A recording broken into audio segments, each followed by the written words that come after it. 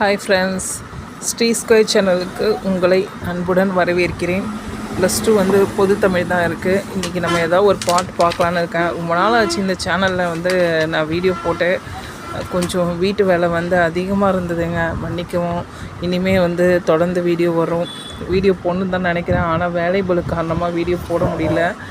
So அப்படியே book ஃபுல்லாக அப்படியே கொஞ்சம் கொஞ்சம் முக்கியமானதெல்லாம் அப்படியே பார்த்துட்டு போகலான்னு இருக்கேன்.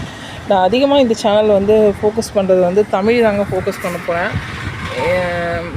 அப்புறம் வந்து நானும் ஒரு 8-9 தடவைக்கு மேலே டிஎன்பிஎஸ்சி எக்ஸாம் எழுதியிருக்கேன். நான் பாஸ் பண்ணலை, உண்மையை சொல்கிறேன், பாஸ் பண்ணலை. ஆனால் வந்து நீங்கள் வந்து என்னோடய சேனலை பாஸ் பண்ணவங்க நடத்துகிற சேனலை பார்க்குறீங்களா, பாஸ் பண்ணாதவங்க நடத்துகிற சேனலை பார்க்குறீங்களா அப்படின்னா எனக்கு தெரியாது. நான் வந்து நான் படித்ததில் முக்கியமானது எல்லாமே உங்களுக்கு ஷேர் பண்ணுறேன். தெளிவாக அழகாக நீட்டாக உங்களுக்கு வீடியோ கொடுக்க முயற்சி பண்ணுறேன். கண்டிப்பாக கொடுப்பேன். இன்னும் நிறைய வீடியோஸ் நீங்கள் வந்து எக்ஸ்பெக்ட் பண்ணலாம். இனிமேல் தொடர்ந்து வீடியோ போடுறேன் ஃப்ரெண்ட்ஸ். நடுவில் கொஞ்சம் வேலைபளுனா கடுமையான வேலைபளு. வீட்டில் வந்து அம்மாவுக்கு உடம்பு சரியில்லை, அவங்களுக்கு வயசாகிடுச்சு 65. அப்புறம் குழந்தைங்க, மாமியார் அப்படின்னு சொல்லிட்டு கொஞ்சம் கடையும் பிஸ்னஸ் பண்ணுறேன். பார்த்திங்கன்னா தெரியும், இது வந்து எங்கள் ஹார்ட்வேர் ஷாப் கடை. ஸோ இப்படி வேலைபளு காரணமாக போட முடியலப்பா. கண்டிப்பாக போடுறேன், என்னோடய அனுபவத்தையும் சொல்கிறேன். உங்களுக்கு வந்து இன்னும் நான் மோட்டிவேஷன் வீடியோவும் நிறைய போடுறேன், ஓகேவா? இக்கவிதை சிற்பி பாலசுப்ரமணியத்தின் நிலவுப்பூ என்னும் கவிதை தொகுப்பில் இடம்பெற்றுள்ளது. கவிஞர், பேராசிரியர், மொழிபெயர்ப்பாளர்.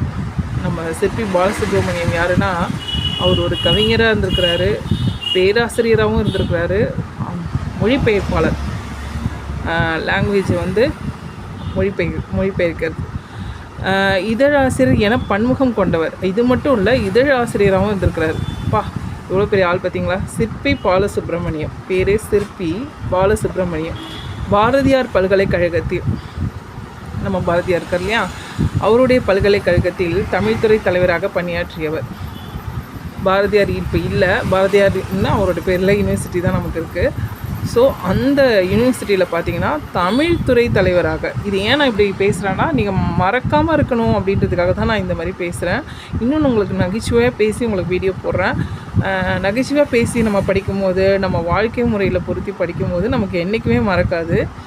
தமிழ்துறை தலைவராக பணியாற்றியவர். எப்படிங்க? தமிழ்துறை தலைவராக. தமிழ் டிபார்ட்மெண்ட் இருக்கு இல்லையா, நம்ம சொந்த தாய்மொழி தமிழ் டிபார்ட்மெண்ட்டில் தலைவராக பணியாற்றியவர். சாதாரண ஆள் இல்லைங்க, தலைவராக. மொழிபெயர்ப்புக்காகவும் ஒரு கிராமத்து நதி என்னும் கவிதை நூலிற்காகவும்